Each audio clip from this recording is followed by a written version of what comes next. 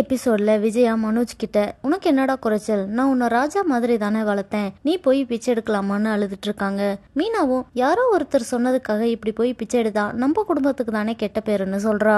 ரோஹிணியும் என் கிட்ட இதை சொல்லியிருந்தா நான் உன்னை விட்டுருக்கவே மாட்டேன், ஏன் இப்படி பண்ணேன்னு கேக்குறா.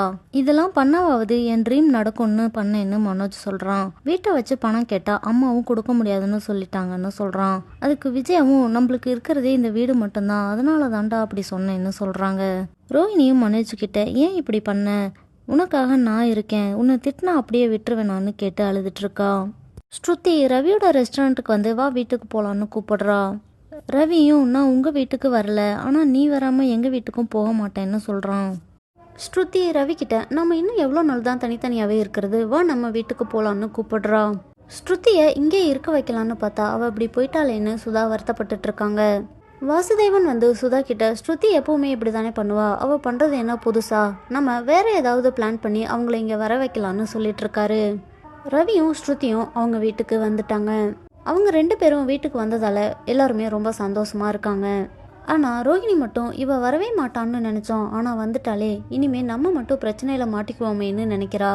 நடந்ததெல்லாம் நீங்க இவ்வளோ ஈஸியா எடுத்துக்கிட்டாலும் இந்த வீட்டில் இருக்கவங்களால உங்க அப்பாவுக்கு ஒரு பெரிய அவமானம் நடந்திருக்குன்னு கொளுத்தி போடுறா. ஸ்ருதியும் நடந்ததை பத்தி பேசி ஒன்றும் ஆக போறது இல்லைன்னு சொல்லிட்டா. ஸ்ருதியும் ரவியும் வீட்டுக்கு வந்ததை எல்லாரும் கேக் வெட்டி செலிப்ரேட் பண்றாங்க. எல்லாரும் அவங்கவுங்க பேருக்கு கேக் ஊட்டி விட்டுட்டு இருக்காங்க. விஜயாவும் எப்படியோ என் புலம்புல கேட்டு நீங்க வீட்டுக்கு வந்துட்டீங்கன்னு சொல்றாங்க. மீனாவும் எப்படியோ வந்துட்டீங்க, உங்க எல்லாருக்கும் என்ன வேணும்னு சொல்லுங்க, சமைச்சு தரேன்னு சொல்றா. ஆனா ஸ்ருதி, இன்னைக்கு நீங்க ரெஸ்ட் எடுங்க, நாம எல்லாரும் ரெஸ்டாரண்ட்ல ஆர்டர் பண்ணி சாப்பிடலாம்னு சொல்லிட்டா. விஜயா அண்ணாமலை கிட்ட, என்ன இந்த பொண்ணு திடீர்னு வந்தா இப்படியெல்லாம் பண்றான்னு கேக்குறாங்க.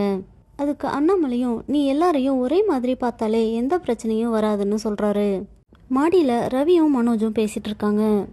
முத்து வந்து, ஏண்டா நான் உன்னை வந்து ரெஸ்டாரண்ட்ல இருந்து கூப்பிட்டப்போ வரல, உன் பொண்டாட்டி கூப்பிட்டோன்னு மட்டும் வந்துட்டேன்னு கேட்குறான்.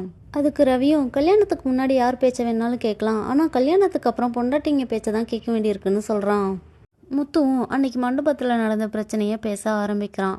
ஆனால் மனோஜ் இப்போதான் அந்த பிரச்சனை முடிஞ்சிருக்கு, மறுபடியும் ஆரம்பிக்காதடான்னு சொல்லி ரவியை கூட்டிகிட்டு போயிட்டான். ஸ்ருதியும் ரவியும் இதே வீட்டில் இருப்பாங்களா, இல்லை மறுபடியும் ஏதாவது பிரச்சனை வருமானு இனி வர எபிசோட்ஸில் பார்க்கலாம்.